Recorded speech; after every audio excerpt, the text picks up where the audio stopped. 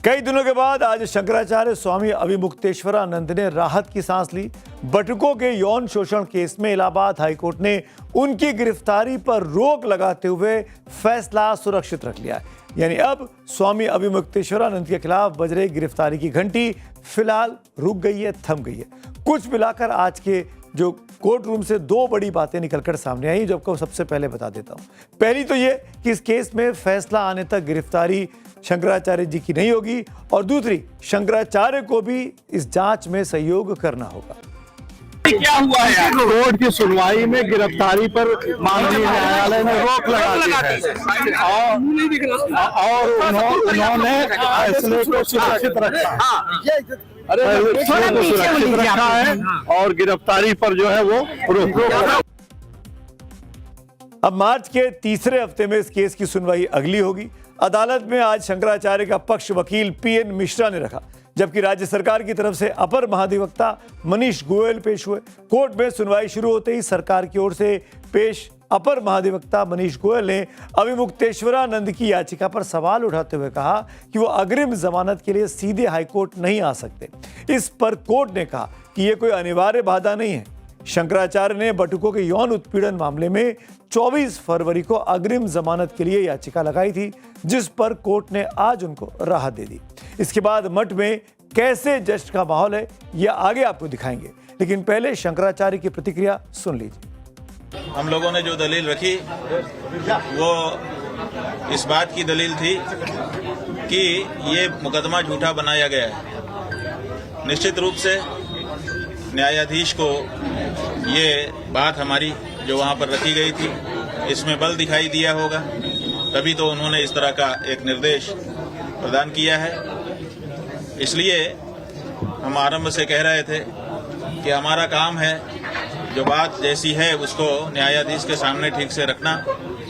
हम लोगों ने रखा और आप देखिए कि न्यायाधीश ने जो वर्डिक्ट दी है, जो एक आदेश पारित किया है, उससे ये पता चलता है कि वो समझ रहे हैं कि इस मामले को बनावट बना करके रखा गया है। हाईकोर्ट में शंकराचार्य के वकील ने पुलिस की जांच पर सवाल उठाए। उन्होंने कहा कि जिन बच्चों को पेश किया गया है उनकी मार्कशीट हरदोई की है और वो वहीं के छात्र हैं। इससे पहले आरोपों पर सफाई देते हुए शंकराचार्य कई बार कह चुके हैं कि नाबालिग बच्चों का विद्या मठ से कोई संबंध नहीं है। अभी तक जितना बड़ा प्रचार किया जा रहा था कि आश्रम में बटुकों का शोषण, गुरुकुल में बटुकों का शोषण और इनके यहाँ ये होता है, ये जो बात चलाई जा रही थी उसको तो जो एजी हैं उन्होंने ही समाप्त कर दिया। उन्होंने ये कह दिया कि इस आश्रम में ये बटुक नहीं रहे। हम लोग पहले से कह रहे थे कि हमारे यहाँ वो नहीं रहे। आज वो बात जनता के सामने साफ साफ प्रमाणित हो गई। तो ऐसी परिस्थिति में जो कहानी बनाई गई थी वो तो पूरी तरह से ध्वस्त हो गई। इलाहाबाद हाईकोर्ट से राहत मिलने के बाद शंकराचार्य के मठ में खुशी का माहौल है। होली से पहले ही स्वामी अभिमुक्तेश्वरानंद होली मनाते हुए नजर आ रहे हैं। उन्होंने बटुकों के माथे पर तिलक लगाया और जीत की खुशी मनाई। शंकराचार्य के शिष्य इसे सत्य की जीत बताते हुए मिठाइयां बांट रहे हैं। हमारे संवाददाता आशुतोष की ये रिपोर्ट देखिए। शंकराचार्य स्वामी अभिमुक्तेश्वरानंद को एक बड़ी राहत मिली है। फिलहाल कोर्ट ने उनकी गिरफ्तारी पर रोक लगा दी है, यानी अंतिम जो याचिका थी उसको स्वीकार कर लिया है। अभी उनकी गिरफ्तारी नहीं हो सकती। और देखिए इसके बाद किस तरीके से उनके आश्रम में खुशियां मनाई जा रही हैं। देखिए लड्डुओं के साथ जो उनके शिष्य हैं, जो उनके भक्त हैं, वो यहाँ पर पहुंचे हुए हैं और चेहरे की जो खुशियां हैं वो साफ तौर पे बता रही हैं कि देखिए ये कहीं ना कहीं जीत का लड्डू है, उस अपमान के विरोध का लड्डू है जो कहीं ना कहीं जो विपक्ष है वो प्रोपेगेंडा फैला रहा था। क्या कहेंगे, कितनी बड़ी जीत है, कितनी बड़ी? बहुत हर्षित मन है। देखिए सुबह सांसें थमी हुई थी, पूरा भारत इस केस को देख रहा था। भारत के इतिहास में आदि गुरु की परंपरा को कलंकित करने का आज तक इन्हें षड्यंत्र नहीं किया, कुछ नहीं रचा। इतना बड़ा प्रपंच रचा गया, एक गो तस्कर के द्वारा रचा गया, और आज गोमाता के लिए काम करने वाले शंकराचार्य की जय है। विद्या मठ के वो बच्चे नहीं है, साबित हो गया। सीडी जैसे दस्तावेज जो प्रोपेगेंडा फैलाया जा रहा था वो कोर्ट में प्रस्तुत नहीं किया गया।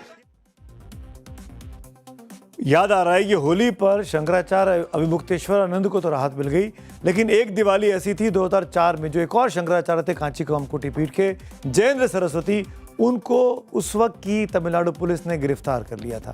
वो भी एकमात्र इतिहास है जहां शंकराचार्य पर कोई कानूनी शिकंजा किसी सरकार ने कसा था।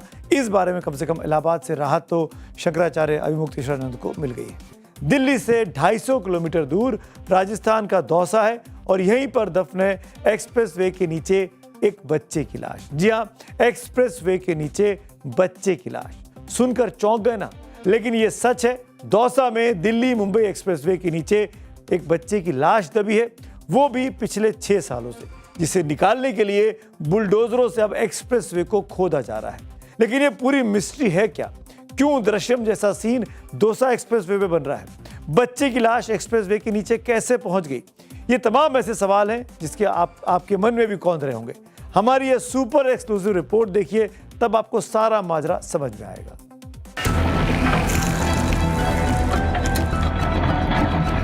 6 साल पहले एक मासूम को मारकर जहां दफनाया गया था, वहां अब दिल्ली मुंबई एक्सप्रेसवे बन चुका है। लेकिन कोर्ट के आदेश पर अब इसी हाईवे को खोदकर मर्डर के सबूत तलाशे जा रहे हैं। जेसीबी के हर चोट के साथ एक ही सवाल उठ रहा है, क्या यहां दबे मासूम का कोई सुराग मिलेगा या नहीं?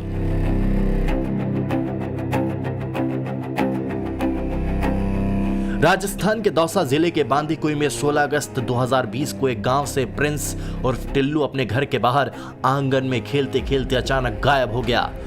एक बेटा जो घर से निकला लेकिन कभी लौटा नहीं। उसी की खोज में दिल्ली मुंबई एक्सप्रेसवे के किनारे ये खुदाई चल रही है। मेरे चाचा के लड़के हैं, लड़का लड़की दोनों। अभी ऐसे छोटा मोटा घर में तो लड़ाई झगड़ा होता ही रहता है, लेकिन जो भी रंजिश थी वो मेरे से थी, तो मेरे से निकालनी चाहिए। वो बच्चे से क्या थी? अब बच्चे से तो कुछ नहीं थी ना, मेरे से थी तो मेरे से निकालनी चाहिए। मासूम प्रिंस को देखने के लिए घर वालों की आंखें तरस गई हैं। इस केस में 6 साल बाद सच्चाई सामने आई है। 6 साल तक इस राज को अपने सीने में दबा कर रखने वाले पड़ोसी ने आखिरकार अपना जुर्म कबूल कर लिया है।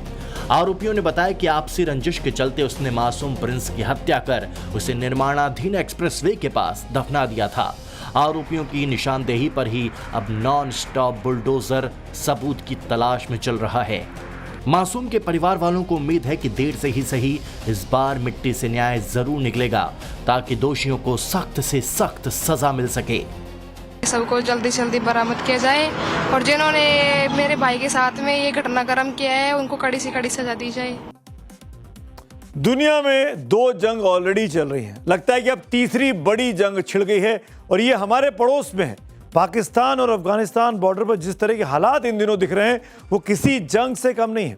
पाकिस्तान अफगानिस्तान बॉर्डर के डूरन लाइन पर एक तरह से अफगानिस्तान और पाकिस्तान के बीच फुल फ्लेजेड वॉर शुरू हो चुका है। पिछले 3 दिनों में तालिबान फोर्सेस ने मुनीर आर्मी के कम से कम 55 जवानों को मौत के घाट उतार दिया है। बॉर्डर पर जबरदस्त गोलीबारी जारी है। वहीं पाकिस्तान ने अफगानिस्तान के खिलाफ ऑपरेशन गजब लिल हक शुरू किया है, जिसका अर्थ है न्याय के लिए क्रोध, या फिर आप इसे खुदा का कहर भी कह सकते हैं। अब असली खबर यह है कि पाकिस्तान अफगानिस्तान में जारी युद्ध के बीच ईरान कूद पड़ा है। ऐसे में फील्ड मार्शल जनरल असीम मुनीर की रातों की नींद उड़ चुकी है, क्योंकि अब मुनीर के सामने इतने सवाल खड़े हो रहे हैं कि उसके जवाब ढूंढे नहीं मिल रहे। जिस डूरन लाइन को जिन्ना ने पाकिस्तान की ढाल बताया था, क्या वही अब पाकिस्तान का डेथ वारंट बन गई है? अफगानिस्तान से टकराना का जनरल मुनीर का मास्टर स्ट्रोक है, या उन्होंने खुद अपने हाथों से पाकिस्तान के टुकड़े टुकड़े होने की कसम खा ली है? ऑपरेशन का नाम गजब रख देने से क्या फौज की हकीकत बदल जाएगी? क्या यह ऑपरेशन आतंकियों को खत्म करने के लिए है, या फिर जेल में बंद इमरान खान की लहर और गिरती साख के बीच मुनीर को अपनी वर्दी की नाक बचाने का आखिरी पैतरा है? सवाल यह भी है कि क्या अब ईरान तालिबानी खंजर से पाकिस्तान में शियाओं पर हो रहे हमले का बदला लेने की फिराक में है? क्या तालिबान और बलूच विद्रोहियों ने हाथ मिला लिया है? 1971 में पहले भारत ने नक्शा बदला, अब क्या तालिबान भूगोल बदल देगा? क्या 93,000 सैनिकों के सरेंडर का इतिहास अब काबुल की सरहद पर दोहराया जाने वाला है?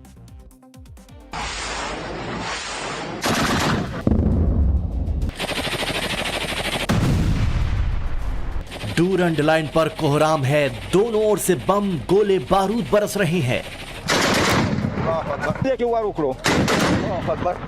तालिबान फोर्सेज ने मुनीर की फौज की बैंड बजा दी है। 55 पाकिस्तानी फौजी मारे जा चुके हैं। 19 पाक चौकियों पर तालिबान का कब्जा हो चुका है। इतना ही नहीं, तालिबान ने पाकिस्तान के सबसे अहम F-16 फाइटर जेट को मार गिराया है। बीती रात पाकिस्तान ने भी अफगानिस्तान पर हमला कर दिया। इस दौरान राजधानी काबुल में कई मिलिट्री ठिकानों पर एयर स्ट्राइक की। इसमें अफगानिस्तान के मिलिट्री ठिकानों को नुकसान तो पहुंचा है, लेकिन अभी तक किसी के मौत की खबर सामने नहीं आई है। डूरंड लाइन पर जारी तनातनी के बीच ईरान की एंट्री हो गई है। ईरानी विदेश मंत्री अब्बास अरागची ने सोशल मीडिया पर एक पोस्ट किया है। इस पोस्ट में हवाला रमजान के पाक महीने का दिया है और दोनों देशों को इस दौरान युद्ध नहीं करने की नसीहत दी है। इतना ही नहीं, ईरान ने मध्यस्थता की भी पेशकश की है। अब सवाल यह है कि ईरान एक तरफ मध्यस्थता की बात कर रहा है तो दूसरी तरफ पाकिस्तान अमेरिका की सैन्य नजदीकी से असहज है, क्योंकि अमेरिका मिडिल ईस्ट में अपनी सबसे बड़ी मिलिट्री बिल्डअप कर रहा है, जो ईरान के न्यूक्लियर प्रोग्राम और प्रोटेस्ट्स के खिलाफ है। पाकिस्तान की अमेरिका से बढ़ती दोस्ती ईरान को चुभ रही है, क्योंकि पाकिस्तान को अमेरिकी मिलिट्री एड मिल रहा है। ऐसे में सवाल यह है कि क्या ईरान तालिबान को पाकिस्तान के खिलाफ प्रॉक्सी वेपन के रूप में इस्तेमाल कर रहा है ताकि अमेरिकी प्रभाव सीमित हो। ईरान ऐसा नहीं है कि बड़ा नादान है, स्मार्ट है, डिप्लोमेटिकली अलाइव है, पॉलिटिकली स्मार्ट है। सबसे बड़ी बात यह है कि ईरान के पास पाकिस्तान के खिलाफ क्या कार्ड है, सिवाय टीटीपी के, सिवाय अफगानिस्तान के, सिवाय अनरेस्ट के। क्योंकि जितना ज़्यादा पाकिस्तान इन्वॉल्व होगा अफगानिस्तान के साथ, उतना ही ज़्यादा आप पाएंगे कि अमेरिका के इंटरेस्ट पाकिस्तान में थ्रेट आ जाएगी, चाइना के भी थ्रेट आएगी। अगर डूरंड लाइन पर फुल फ्लेज्ड वॉर छिड़ता है तो आशंका इस बात की भी है कि ईरान अपनी सीमा पर नॉन स्टेट एक्टर्स या बलूच विद्रोहियों को ढील देकर जनरल मुनीर की फौज के लिए दूसरा मोर्चा खोल देगा। तैयार हो जाओ, निशाना लगाओ। ऐसे में बड़ा सवाल है कि क्या पाकिस्तानी सेना एक साथ 2 एक्टिव बॉर्डर्स को संभालने की क्षमता रखती है। पाकिस्तान की जो सुरक्षा सेनाएं हैं उनकी क्षमता सीमित ही है और उनसे ज़्यादातर जो हैं वो जो हमारी भारत की सीमा रेखा है उसके अगेंस्ट डिप्लॉयड रहते हैं। और डूरंड लाइन में वॉर होगा तो वहाँ से सेनाओं को लेकर उस तरफ जाना पड़ेगा। उसके बाद उनके वेस्टर्न फ्रंट को संभालना उनके लिए बहुत मुश्किल होगा। और साथ ही साथ जो टीटीपी का वहाँ पर विद्रोह है और जो आतंक है वो भी होगा। तो एक तरीके से 4 फ्रंट हो जाएगा, ये 2 फ्रंट वॉर नहीं होगी, 4 फ्रंट कॉन्फ्लिक्ट होगा। For more of such videos, do like, share and subscribe to ET Now Swadesh.